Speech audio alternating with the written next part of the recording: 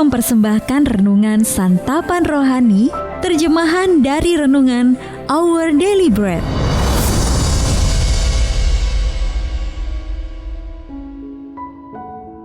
Untuk menerima notifikasi video baru kami, silakan tekan tombol subscribe dan tanda lonceng di bawah ini. Sahabat ODB, pembacaan Alkitab hari ini terambil dari 1 Tesalonika pasal yang ke-5 ayat yang ke-4 sampai dengan ayat yang ke-11. 1 Tesalonika pasal yang ke-5 ayat yang ke-4 sampai dengan ayat yang ke-11. Tetapi kamu, saudara-saudara, kamu tidak hidup di dalam kegelapan, sehingga hari itu tiba-tiba mendatangi kamu seperti pencuri. Karena kamu semua adalah anak-anak terang dan anak-anak siang. Kita bukanlah orang-orang malam atau orang-orang kegelapan. Sebab itu baiklah jangan kita tidur seperti orang-orang lain, tetapi berjaga-jaga dan sadar. Sebab mereka yang tidur, tidur waktu malam, dan mereka yang mabuk, mabuk waktu malam.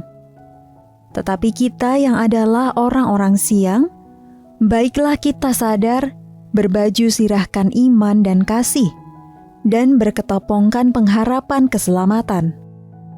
Karena Allah tidak menetapkan kita untuk ditimpa murka, tetapi untuk beroleh keselamatan oleh Yesus Kristus Tuhan kita, yang sudah mati untuk kita, supaya entah kita berjaga-jaga, entah kita tidur, kita hidup bersama-sama dengan Dia.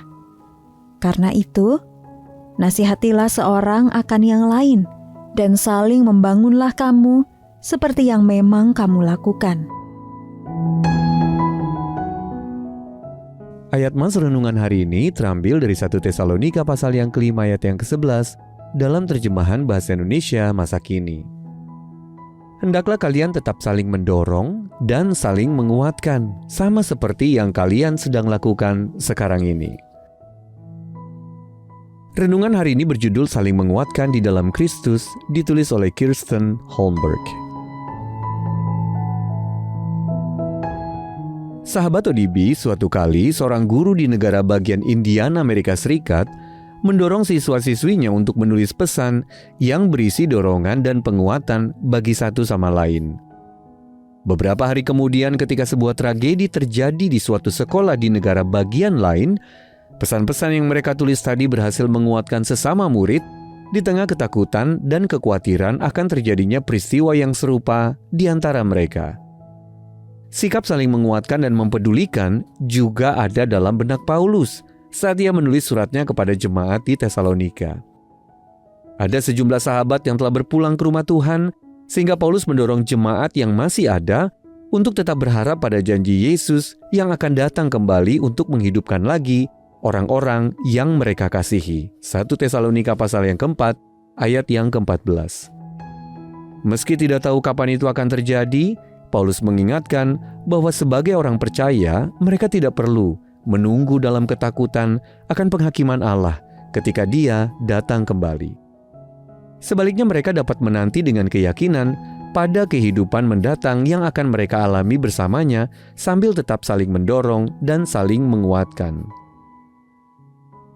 Sahabat ODB, saat mengalami kehilangan yang menyakitkan atau tragedi yang tidak terduga, kita memang rentan untuk dikuasai oleh ketakutan dan kesedihan. Namun perkataan Paulus dapat menguatkan kita. Seperti itu telah menguatkan jemaat pada masa silam.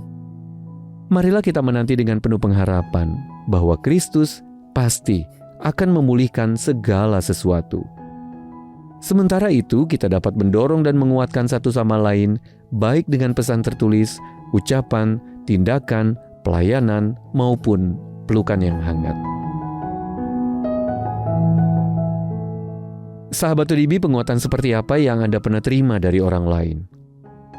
Lalu bagaimana Anda dapat menguatkan orang lain pada hari ini? Mari kita berdoa.